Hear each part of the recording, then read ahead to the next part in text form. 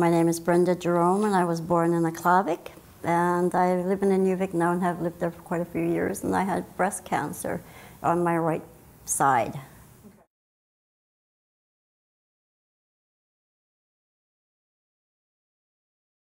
My greatest challenge was dealing with the fact that I had cancer.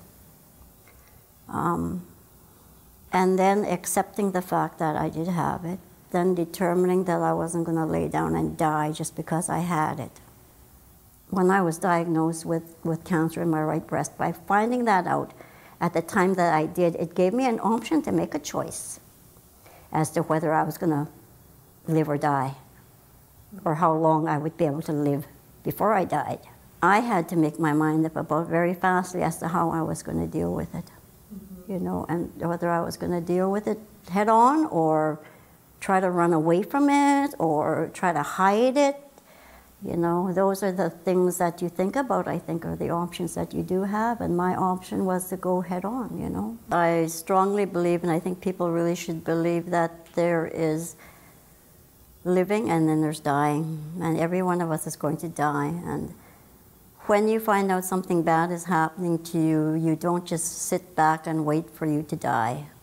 You know, you don't just sit back and say, okay, well, you know, I've been diagnosed with a big C, which means you're going to die. Well, I'm sorry, you know, Brenda is not going to sit down and wait to die. And I'm not going to be there just because the doctors tell me to, and I'm not going to take just whatever the doctors, nurses, whoever throws at me, because I'm not their guinea pig. I'm a human being, and I'm going to live the way I want to live until I die.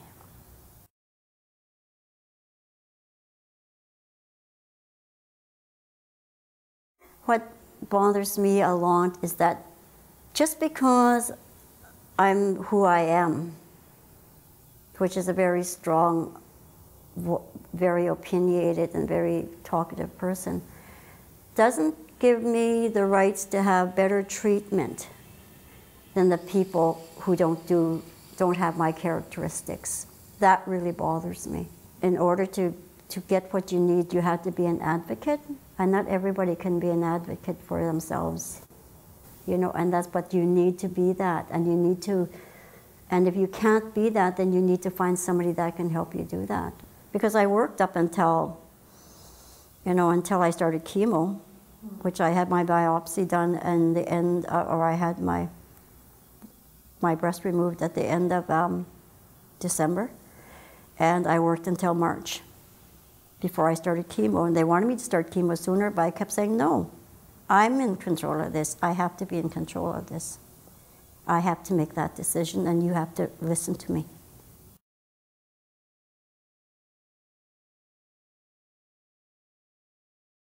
Being isolated is really, is where I'm at.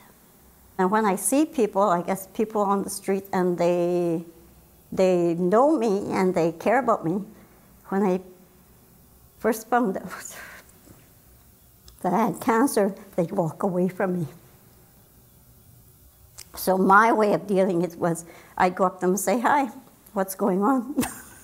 You know, so they'd have to talk to me. I had one person say, you know, Brenda, you're not even sick. It's just you. Okay. Yeah, it's just me, bald head, no head, still just me.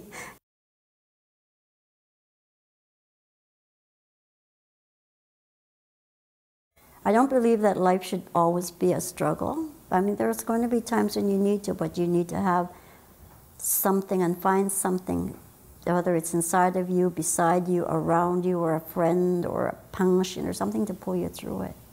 I have beautiful grandchildren, you know, that gives you that extra push, you know, whenever you sort of get down.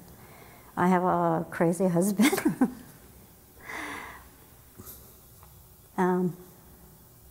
I have my children, you know. I think the most positive experience is going to be when I am off chemo completely. The next positive, the other thing is that, as far as I know right now, I'm not fighting cancer. Right now, I'm cleaning out whatever bad cells I had in me from, you know, the cancer that's been spreading around like little seeds all over my body. And that's what I'm cleaning out. So I think that's positive that I've made it this far. It's positive that I've survived to the stage that I'm at. You know what? If you've survived going through cancer for 6 months, you're a survivor. I don't care if you survived going through it for 2 months. If you made it that far, you're a survivor. Because it's not an easy thing to go through. It's not something where you're forced to go through. You know, it's something where you make yourself go through it. And if you make yourself go through it and go that far, then you're a survivor.